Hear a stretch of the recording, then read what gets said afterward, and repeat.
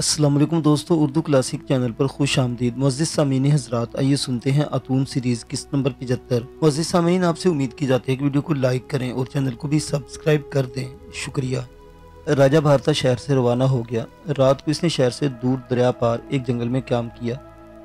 मंत्री शाही ज्योतिषी शास्त्री देवा इसके हमरा था। राजा ने ऐलान किया कि चूंकि इस जंगल की फ़ज़ा बड़ी खुशगवार, इसलिए 2 रोज़ तक वहाँ क्याम रहेगा। दूसरे दिन आधी रात से पहले राजा ने शास्त्री देवा को साथ लिया और घोड़ों पर सवार होकर दोनों दरिया की तरफ रवाना हो गए। उन्होंने दरिया पार किया। सामने शहर के जनूबी समत जंगल की आखिरी सरहद शुरू होती थी। शास्त्री देवा ने एक बार फिर अपने जायचे को देखकर इसके हिसाब से जंगल की समत का तयन कर लिया था। वो राजा भारता को लेकर जंगल में उस गुंजान दरख्त के पास ले आया जहाँ आधी रात को इसके जायचे के मुताबिक रानी कामनी को एक स्याह हबशी से मिलने आना था। राजा भारता घोड़े से उतरकर दरख्त के करीब आया। अंधेरा और सुकूत कब्रिस्तान की याद दिला रहा था। शास्त्री ने कहा, महाराज, अभी आधी रात नहीं हुई, फिर भी मेरी गुजारिश है कि आप यहाँ से हटकर किसी दूसरी जगह छुप जाएं, कि हो सकता है कि वो स्यारू हबशी आपको यहाँ से देखकर फरार हो जाए।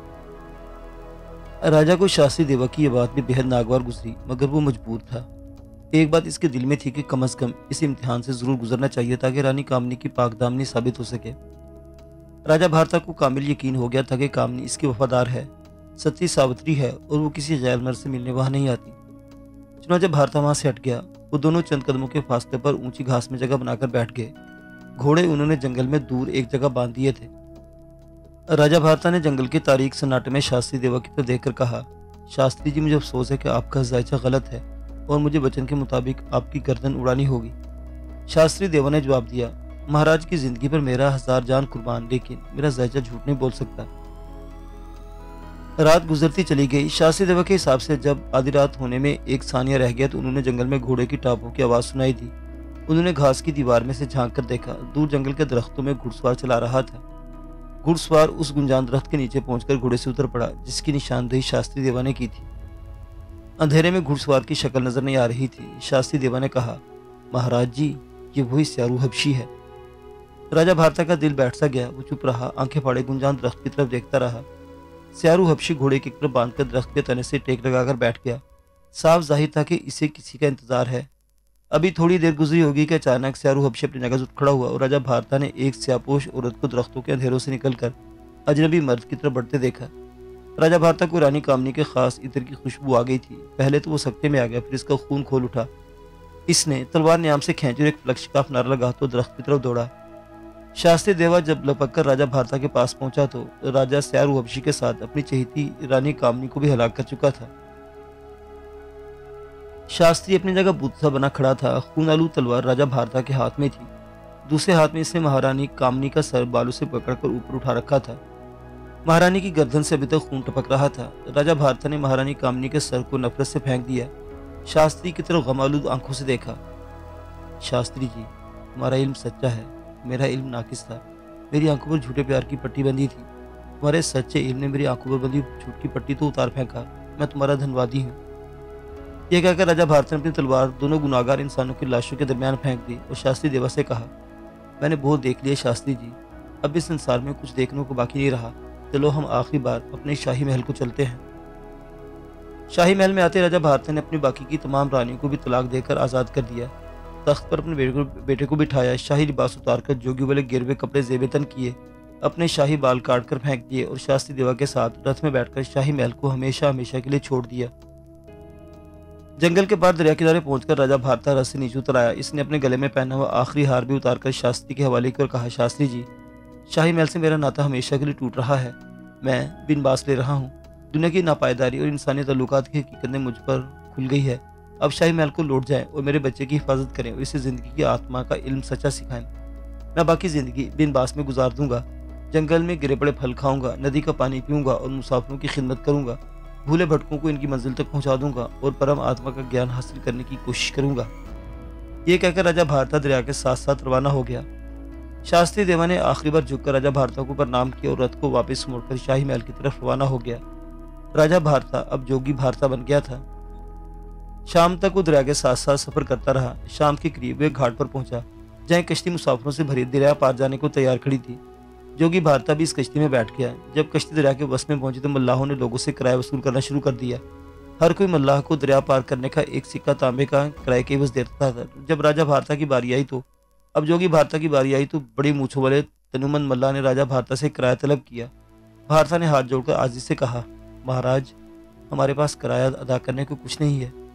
मल्लाह की मूछें गुस्से से फड़कने लगी। इसने डांट कर कहा, अबे जोगी होगा अपने घर निकाल कर आया, नहीं तो भी दरिया में धक्का देता हूँ। राजा भारता ने हाथ बांधते हुए कहा, महाराज, मैंने झूठ नहीं बोला, मेरे पास कुछ नहीं, तुम्हारी मेहरबानी होगी, मुझे दरिया पार करा दो। मल्लाह को तो सख्त तैश आ गया। इसने राजा भारता को पकड़कर मारना शुरू कर दिया। दूसरे मुसाफिर खामोश रहे क्योंकि मल्लाह हट्टा कट्टा था और इसकी शोहरत भी अच्छी नहीं थी। राजा भारता खामोशी से मार खाता रहा और दिल में अपने भगवान को याद करके यही बार बार दोहराने लगा, ऐ भगवान, तू मुझे माफ़ कर दे, तू इसे भी माफ़ कर दे, ये मेरा दुश्मन नहीं है, मेरा कोई दुश्मन नहीं है, कोई दोस्त नहीं है, तू इसे माफ़ कर दे। मल्लाह राजा भारता को मारते हुए गालियां भी दे रहा था और बार बार इससे किराया मांग रहा था। अचानक दरिया की लहरों में तूफान आ गया। कश्ती डमकाने लगी और फिर दरिया में से एक अस्दा बाहर निकल आया।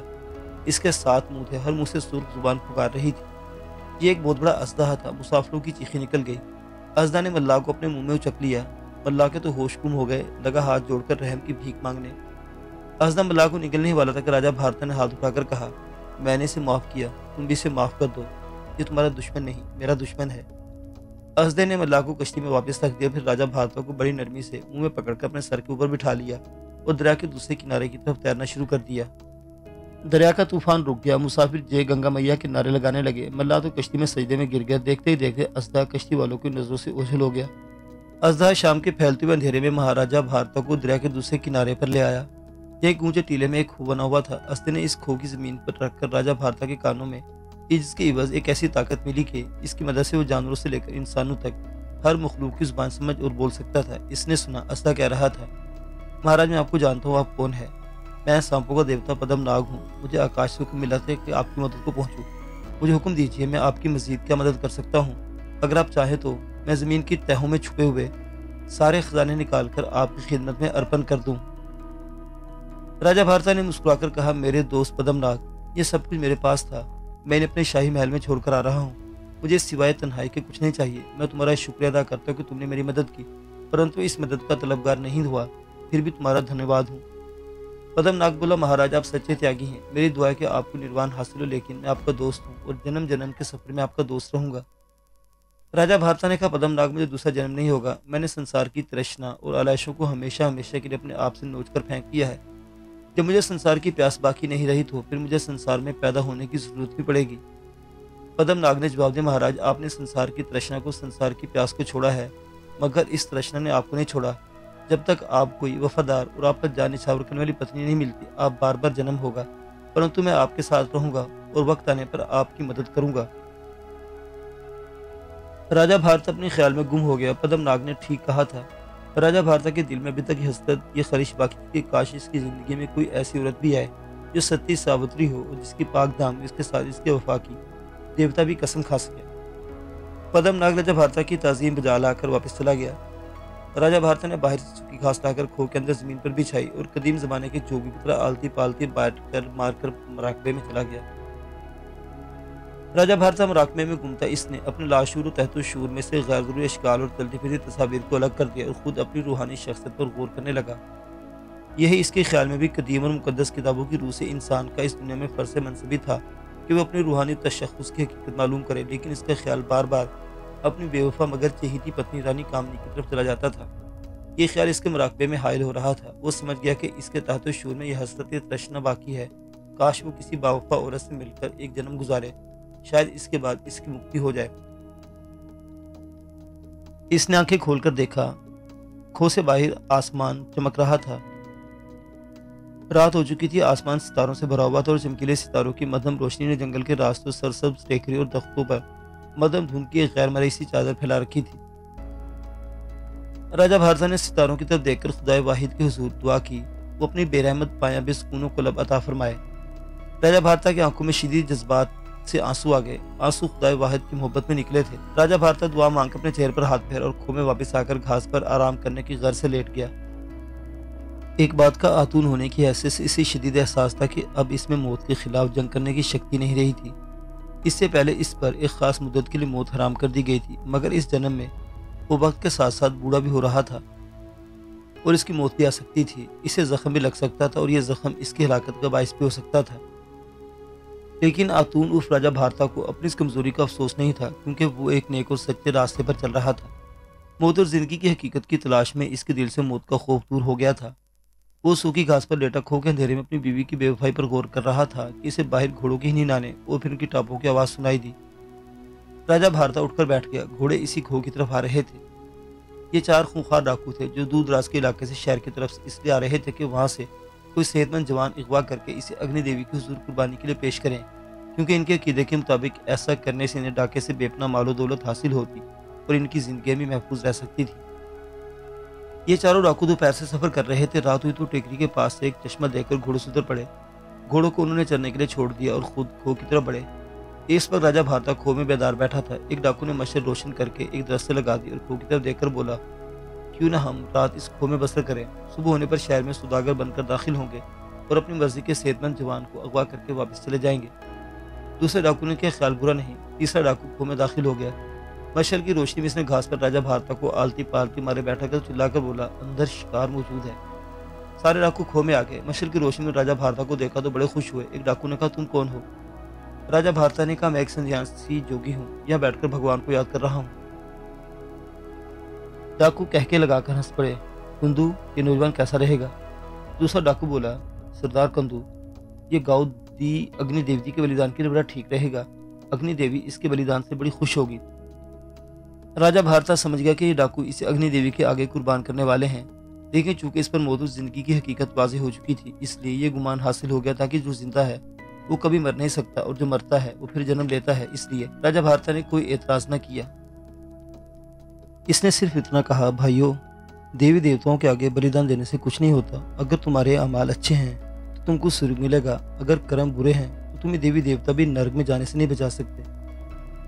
डाकू जोर से हंस पड़े। कुंदू बोला, अरे ये तो बड़ा ज्ञानी ध्यानी है। अग्नि देवी तो इसके बलिदान से खुश होकर हमें अपना रूहान दे देगी। चलो इसे भी ले चलो, ये अच्छा शिकार हमें शहर में भी नहीं मिल सकता। डाकू ने राजा भारता को बांधकर घोड़े पर डाला। दूसरे डाकू भी घोड़ों पर सवार हुए और जंगल के अंधेरे में वापस रवाना हो गए। सारी रात ये डाकू राजा भारता को लिए तारीख वीरान रास्तों पर सफर करते रहे। वो फटी तो वो ऊंची नीची चट्टानों वाले एक संगलाख इलाके में जा निकले। यहाँ एक चट्टान के ऊपर अग्नि देवी का मंदिर था। डाकू ने राजा भारता को मंदिर के बाहर लाकर बिठा दिया। उन्होंने राजा भारता को गुस्ल दिया, इसको जंगली फल खिलाए और गले में फूलों की माला डाली। राजा भारता खामोश था। इसने डाकू की किसी हरकत पर कोई एतराज न किया, जरा सी भी मुदाफियत ना की। वो मरने के लिए बिल्कुल तैयार था। एक डाकू बोला, कंदू ये तो निरा बैल है, देखो बलिदान के लिए किस शौक से तैयार हो रहा है। कंदू अपनी मूंछों पर हाथ फेरने लगा, अरे ये तो अग्नि देवी का मनपसंद शिकार है।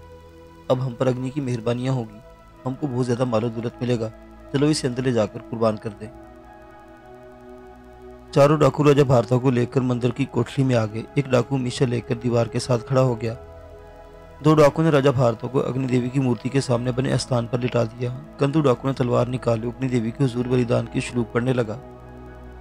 राजा भारता ने अपने ज़हन में अगले जन्म का ध्यान किया। इसे लगा कि इसके सामने एक हसीन जमील बाग का दरवाजा खुला है। इस बाग में फूलों भरे तख्ते की मखमली घास पर एक नाजुक बदन हसीना विचदर वीणा पर हाथ रख के बैठी है और राजा भारता की तरफ मोहब्बत भरी नजरों से देख रही है। लेकिन अग्नि देवी जानती थी कि राजा भारता के साथ डाकू जुल्म कर रहे हैं। राजा भारता ईश्वर भक्त है और ये बदकिरदार लोग इसे धोखे से अगवा करके लाए हैं। अग्नि देवी जलाल में आ गई। कंदू डाकू तलवार ले राजा भारता को हलाक करने के लिए बिल्कुल तैयार थे कि अग्नि देवी ने माया को हुक्म दिया कि वो इन कातिल डाकू को ठिकाने लगाए और राजा भारता की जान बचाए। राजा भारता की आंखों के सामने जिस बाग का दरीचा खुला था वो एकदम बंद हो गया। भारता ने अग्नि देवी की मूर्ति की तरफ देखा। मूर्ति से माया निकलकर इसके सामने आ गई। ये वही हसीन औरत थी जो पदमनाक के साथ आतून के अहराम के मेहराबी दरवाजे पर नमूदार हुई थी और जिसने मुझे कहा था कि मैं माया हूँ, मैं गैबी औरत हूँ, मैं किसी को दिखाई नहीं देती, मैंने सिर्फ तुम्हारे लिए अपने आप को जाहिर किया है और मैं आतून की साथी हूँ और तुम्हें से किसी जन्म में जरूर मुलाकात करूंगी। राजा भारता इस खूबसूरत आंखों वाली औरत को देख रहा था। इसने माया को पहचान लिया कि ये इसकी रहनुमा देवी है, इसको डाकू से बचाने आई है। मगर डाकू में से किसी ने माया को नहीं देखा। वो इसे अपनी फानी आंखों से देख भी नहीं सकते थे। माया के एक हाथ में चक्कर और दूसरे में त्रिशूल था। कंदू डाकू ने राजा भारता की गर्दन काटने की जो ही तलवार ऊपर उठाई, माया ने अपना नुकीला त्रिशूल इसके सीने में घोंप दिया। कंदू डाकू एक भयानक चीख मारकर नीचे गिर पड़ा। इसकी हालत देखकर बाकी डाकू बाहर को दौड़े, मगर माया जैसे हवा में उड़ती इनके सरों पर पहुंच गई और एक एक करके बाकी 3 डाकुओं को भी कैफरे किरदार तक पहुंचा दिया। माया राजा भारता के पास आकर बोली, मैंने अग्नि माता के हुक्म से तुम्हारी जान बचाई है। अग्नि देवी ने तुम्हें हुक्म दिया कि जो लोग संन्यास छोड़कर संसारधारी बनकर इंसानों की खिदमत करो, यही तुम्हारा प्रायश्चित है, क्योंकि तुमने अपनी पत्नी का खून किया है। राजा भारता ने कहा, माया मेरी पत्नी बदकार थी, इसने मेरे एतमाद को धोखा दिया था। माया ने कहा, वो अपना अजाब खुद झेलेगी, परंतु तुम इस वक्त इंद्रियों के जंगल में फंस चुके हो। तुमने इंतकाम लिया जो एक जटाधारी जोगी के लिए पाप है। अग्नि माता ने तुम्हें अपना प्रायश्चित बता दिया है, इसी में तुम्हारी मुक्ति है। यहाँ से 2-3 दरियाओं के पार एक रियासत जोधना है, वहां जाओ। वहां मजलूम लोगों को तुम्हारी खिदमत की जरूरत है। मैं और पद्मनाग तुम्हारी मदद करेंगे। ये कहकर माया राजा भारता की आंखों के सामने से भी गायब हो गई। राजा भारता ने अग्नि देवी की मूर्ति की निगाह उठाई। मूर्ति दीवार में लगी खामोश थी। राजा भारता स्थान से नीचे उतरकर मंदिर से बाहर निकल आया। सूरज तुलू हो चुका था। सुनहरी धूप ने जंगल बियाबानों के रास्ते रोशन कर दिए थे और शाखों में चिड़ियां चहचहा रही थी। राजा भारता ने कदीम जोगियों की तरह सूरज को हाथ बांधकर प्रणाम किया और दिल में खुदा वाहिद के भजन गाता चट्टान की पथरीली सीढ़ियों से उतरकर जंगल के जुनूब की तरफ रवाना हुआ।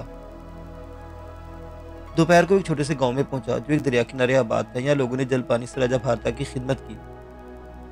राजा भारता ने लोगों से वस्ती हिंद की रियासत जोधना के बारे में पूछा तो उन्होंने कहा कि आगे दूर दरिया पार करने होंगे, इसके बाद एक जंगल आएगा, जंगल के पार खेत शुरू हो जाएंगे और फिर रियासत जोधना की शहर की तफसील दिखाई देगी। गांव के बुजुर्ग ने राजा भारता से कहा, महाराज आप उस रियासत में ना जाए, वहाँ का राजा बड़ा जालिम है, वो साधु संतों का भी दुश्मन है और सिर्फ बिल्लियों की पूजा करता है। राजा भारता समझ गया कि माया ने ठीक कहा था, वहाँ के मजलूम लोगों को मेरी जरूरत है। इसने कहा, मुझे जोधना जाने का हुक्म मिला है। तुम लोगों ने जलपान से जो मेरी खिदमत की है, भगवान आपको इसका अजर देगा। राजा भारता ने दोपहर के बाद दरिया पार किया और जंगली झाड़ियों में बनी वीरान पगडंडी पर चल पड़ा। यूं ही सफर करते हुए राजा भारता ने बाकी के दोनों दरिया भी पार कर लिए। इसके सामने घना जंगल था। शाम हो रही थी। वो जंगल में दाखिल हो गया। आधी रात तक वो जंगल में सफर करता रहा। जब थक गया तो एक जगह सूखे पत्तों पर आराम करने लेट गया। सफर का थका मांदा था, इसे नींद आ गई। आंख खुली तो दरख्तों में सुबह की रोशनी फैली हुई थी और परिंदे मीठी बोलियां बोल रहे थे। राजा भारता ने एक जंगली चश्मे के पानी से गुस्ल किया, कुछ गिरे पड़े फल खाकर अपनी भूख मिटाई और आगे चल पड़ा। जंगल खत्म हो गया। अब सामने खेत फैले थे, जिसकी दूसरी जानिब जोधना शहर की फसील नजर आ रही थी। इसी शहर में जाने का राजा भारता को हुक्म मिला था। दीवारें शहर के करीब पहुंचकर राजा भारता ने देखा फसील पर जगह जगह काली बिल्लियों की मूर्तियां लगी थी। इससे गांव के बूढ़े की बात याद आई कि इस शहर का राजा बिल्लियों का पुजारी है और साधु संतों का जानी दुश्मन है। राजा भारता शहर के दरवाजे की तरफ बढ़ा। इसका लिबास जोगियों और साधुओं जैसा था।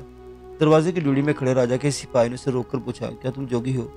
राजा भारता ने जवाब दिया, मैं ईश्वर भक्त हूँ, एक भगवान को मानने वाला हूँ।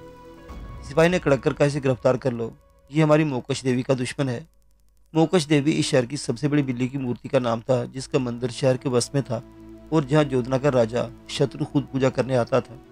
भारता को गिरफ्तार कर लिया गया। भारता ने कोई तारुफ न किया। इसे राजा के किले के काल कोठरी में डाल दिया गया। दूसरे दिन इसे शहर के मोकश मंदिर के बड़े पुरोहित के सामने पेश किया गया। भारता ने यहाँ भी सच बोलने से गुरेज न किया और कहा कि वो एक भगवान का पुजारी है और बिल्ली की पूजा नहीं करता। पुरोहित गुस्से से कांपने लगा। इसने सिपाहियों को हुक्म दिया, इस नास्तिक को नागों के कुएं में फेंक दो ताकि वो इसके गोश्त को नोच नोच कर खाएं। सिपाही राजा भारता को पकड़कर किले के पिछवाड़े एक वीरान कुएं में ले आए। इस कुएं में किस्म किस्म के जहरीले सांप भरे हुए थे। कुएं के अंदर से सांपों की पुकारों की दहशतनाक आवाजें आ रही थी। इन जहरीले नागों को जालिम राजा शत्रु ने इंसानी गोश्त पर पाला था। हफ्ते में एक बार इस कुएं में किसी बदनसीब कैदी को गिरा दिया जाता था और सांप देखते ही देखते इसके जिस्म से चिमट जाते हुए पहले डसते, जिससे बदनसीब कैदी फौरन हलाक हो जाता। इसके बाद आदमखोर सांप इसके जिस्म का सारा गोश्त नोच कर खा जाते और हड्डियों का पंजर बाकी रह जाता। राजा भारता ने कुएं की मुंडेर पर खड़े खड़े नीचे देखा। इसे अनगिनत सांप पुकारते रींग अपने शिकार को बेताबी से देखते नजर आए। भारता ने मन ही मन में अपने दूसरे जन्म का ध्यान किया और परम ईश्वर से अपनी मुक्ति की प्रार्थना करने लगा और सिपाहियों ने इसे पीछे से धक्का दे दिया। राजा भारता कुएं में इंसानी हड्डियों के पंजरों के ऊपर गिरा। इसे अपनी आंखें बंद रखी। वो मौत को गले लगाने के लिए बिल्कुल तैयार था। इसे अपने चारों तरफ सांपों की भयानक पुकारों के सिवा कुछ सुनाई नहीं दे रहा था। फिर जैसे पुकारों का शोर मध्यम हो गया, पद्मनाग के चमत्कार से राजा भारता पर तमाम हशरात और अर्ज की जुबान आसान हो गई थी। इसने एक सांप को कहते सुना, इसके जिस्म से पद्मनाग की बू आ रही है। राजा भारता ने आंखें खोल दी। कुएं में नीम अंधेरा था। इसने देखा कि सारे के सारे सांप एक तरफ कुंडली मारकर बैठे इसे सुर्ख सुर्ख आंखों से तक रहे हैं। भारता को ख्याल आया कि पद्मनाग के 2-3 बार करीब आने की वजह से शायद इसके जिस्म में इसकी खास महक रच गई है। क्योंकि पद्मनाग नागों का देवता, इसलिए सांप इसे डसने से गुरेज कर रहे हैं। भारता ने सांपों की जुबान में कहा, मेरे भाइयों, मेरा नाम भारता है। पद्मनाग मेरा दोस्त है। एक इंसान के मुंह से अपनी जुबान के सिस्कारनुमा अल्फाज सुनकर सारे के सारे सांप सकते में आ गए। इनकी गर्दनें झुक गईं। उनमें से एक सांप, जिसके सर पर कलगी रेंगता हुआ भारता के नजदीक आया और बोला, महाराज, आपके जिस्म से हमें हमारे नाग देवता की महक आ गई थी। बाप ने बताया कि पद्मनाग आपके दोस्त हैं, तुम आपकी डंडोत बजा लाते हैं, आपका खून हम पर हराम है। भारता ने कहा, क्या यहाँ से बाहर निकलने का कोई रास्ता है? मैं यहाँ से निकलकर खल्क़े खुदा की खिदमत करना चाहता हूँ। गलगीधर सांप ने कहा, महाराज, यहाँ से बाहर निकलने का एक ही रास्ता है कि हम सारे सांप कुएं की दीवार से चिमट कर एक कमंद बना दें और आप हमारी कमंद को पकड़कर कुएं से बाहर चले जाएं। भारता ने कहा, मगर बाहर अभी दिन की रोशनी बाकी है, वहाँ पुरोहित के सिपाही मुझे फिर पकड़कर कुएं में फेंक देंगे, इसलिए मुझे अंधेरा होने तक इसी कुएं में रहना पड़ेगा। सांपों ने भारता की खिदमत शुरू कर दी। वो अपने अपने बिलों में घुसकर बाहर गए और जब वापस आए तो किसी ने मुंह में फूल पकड़ रखा था, किसी के मुंह में कीमती मोती और किसी के मुंह में याकूत जगमगा रहा था। राजा भारता ने इनकी तरफ मुस्कुराकर देखा और कहा, मेरे भाइयों, किसी जन्म में मैं भी तुम्हारी तरह का एक सांप था। तुम भी आवागोन के चक्कर को पूरा कर रहे हो और अपने इर्तिका के सफर कर रहे हो। मुझे सिर्फ फूल दे दो, हीरे मोती मेरे किसी काम के नहीं। सांपों ने राजा भारता के इर्द गिर्द जंगली फूलों का ढेर लगा दिया। जब अंधेरा हो गया, सूरज शहर की फसील के पीछे छुप गया तो कलगीधर सांप ने कहा, महाराज, हम एक दूसरे की दुमें पकड़कर कुएं की मुंडेर तक एक मंद की सूरत में लटकने लगे हैं। बाहर अंधेरा हो गया है। चुनाचे सांप एक दूसरे की दुमों को पकड़कर कुएं की दीवार के साथ एक लंबी रस्सी की तरह लटक गए। ये एक मजबूत कमंद बन गई। भारता ने सांपों की कमंद को पकड़कर ऐसा ऐसा कुएं की दीवार से पांव टिकाता कुएं की मुंडेर से बाहर आ गया। बाहर अंधेरे में कोई सिपाही नहीं था। सारा मैदान सुनसान पड़ा था। राजा भारता ने सांपों का शुक्रिया अदा किया और किले की पुरानी टूटी हुई दीवार से गुजरकर शहर के तारीख गली कूचों में आ गया। कहीं कहीं गली के नुक्कड़ पर मशालों की रोशनी हो रही थी। वो राजा भारता इन रोशनियों से दूर रह रहकर चल रहा था। वो किसी वीरान मकान में रात बसर करके दिन के वक्त शहर की आबादी में घुल मिल जाना चाहता था। वो एक अंधेरे बाजार से गुजर रहा था कि किसी ने पीछे से आवाज दी, ठहर जाओ, कौन हो तुम? राजा भारता ने पीछे मुड़कर देखा। एक सिपाही जो रात की गश्त पर था इसकी तरफ नेज़ा ताने बढ़ रहा था। जाने राजा भारता के दिल में क्या आई कि वो दौड़ पड़ा। इसने आज तक ऐसी हरकत नहीं की थी और हमेशा अपने आप को तकदीर के हवाले ही किया था, मगर इसे महसूस हुआ कि इसकी यह हरकत गैर इरादी थी। ऐसा लग रहा था कि शायद तकदीर इसका हाथ आगे की तरफ धकेल रहा था। सिपाही राजा भारता के पीछे दौड़ा। भारता गली में दाखिल हो गया। यहाँ एक दीवार बाईं जानिब थी। राजा भारता दीवार कूद कर दूसरी तरफ जा गिरा। सिपाही के भागने की आवाज गली में आ रही थी। भारता उठकर दौड़ा। सामने पत्थर का जीना दूसरे मकान की छत पर जाता था। अंधेरे में वो जीना चढ़ गया। इसने सिपाही के कदमों की आवाज गली में दूर जाती सुनी। सिपाही धोखा खाकर गली से आगे निकल गया था। शायद वो वापस भी आए, ये सोचकर राजा भारता जीना चढ़कर दूसरे मकान की छत पर आ गया। इस छत पर अंधेरा था। राजा भारता को महसूस हुआ कि इसने एक नामहरम के मकान पर आकर पाप किया है। वो छत पर से उतरने के लिए सीढ़ी की तरफ बढ़ा ही था कि इसे किसी औरत की हंसी की आवाज सुनाई दी। इस आवाज में एक फितना अंगेज जादू सा था। राजा भारता के कदम अपने आप रुक गए। इसने छत के चारों तरफ निगाह डाली। एक जगह दीवार में खिड़की थी जिसमें से शम्मा की धीमी धीमी रोशनी निकल रही थी। औरत की हंसी की आवाज इसी खिड़की के पीछे से आई थी। राजा भारता दबे पांव छत पर चलता खिड़की के पास आ गया। इसे एकदम पसीना आ गया कि इसने गैर शाइस्ता हरकत की थी। इसे वापस पलट जाना चाहिए। वो वापस मुड़ने ही लगा तो इस औरत की हंसी की आवाज फिर आई। अब औरत की आवाज भी बुलंद हुई थी। आवाज ख्वाबालूद थी, तुम राक्षस हो, पूरे राक्षस। राजा भारता ने जाने किस ताकत के जेर असर अपनी आंखें खिड़की की दर्ज के साथ लगा दी। कमरे में धीमी रोशनी थी। झाड़फानूस लगे थे। दीवारों पर रेशमी पर्दे खींचे हुए थे। फर्श पर रेशमी कालीन बिछे थे जिस पर एक मर्द और औरत बैठे मोहब्बत के राजो न्याज में महव। राजा भारता ने फौरन अपना चेहरा पीछे हटा लिया। इसने मुकद्दस उशलूकों का विद करना चाहा, मगर उशलूक इसे याद नहीं आ रहे थे। इसकी आंखें किसी ताकतवर जज्बे के जेर असर एक बार फिर खिड़की की दर्ज से लग गई। राजा भारता उस वक्त तक खिड़की की दर्ज में देखता रहा जब तक मर्द ने शम्मादान की शम्मा को फूंक मार कर बुझा न दिया। राजा भारता सितारों भरी रात में कोठे की छत पर तन्हा था। इसने आसमान पर चमकते सितारों को देखकर हाथ बांध लो तौबा करने लगा। वो छत से उतरा और पत्थर की सीढ़ियों में आकर बैठ गया। इसका ध्यान किसी अनजाने मगर इंतहाई ताकतवर जज्बे से धड़कने लगा। ये औरत कौन थी? इसने ऐसी हसीन और क़यामत खेज औरत पहले कभी नहीं देखी थी। इसके महारानियों में भी ऐसी दिलावेज औरत नहीं थी। आसमान पर सफेद सुबह नमूदार होने लगा। राजा भारता जीने से उतरा। इसने दीवार फांदी और गली में आकर एक तरफ चलने लगा। गैर इरादी तौर पर वो इस मकान की डोरी के पास आकर रुक गया जिसकी दूसरी मंजिल वाले ख्वाबालूद फजा से भरपूर कमरे में प्रेम की घटाएं बरस रही थी। डोरी का दरवाजा बंद था और बाहरी शम्मादान में जलती शम्मा सुबह की फैलती रोशनी में झिलमिलाने लगी थी। राजा भारता ने मकान को याद कर लिया और गली से निकलकर बाजार में आ गया। इसने इस गली के बाहर उगे हुए तुलसी के पेड़ वाले चबूतरे को भी निशानी के तौर पर जहन में बिठा लिया। इस औरत के हुस्न का जादू राजा भारता की रियाजत और तपस्या को भंग कर चुका था। मुअज़्ज़िज़ सामीन हज़रात, ये दास्तान अभी जारी है। बकिया वाक़यात अगली किस्त में देखते रहिए उर्दू क्लासिक। अल्लाह हाफ़िज़।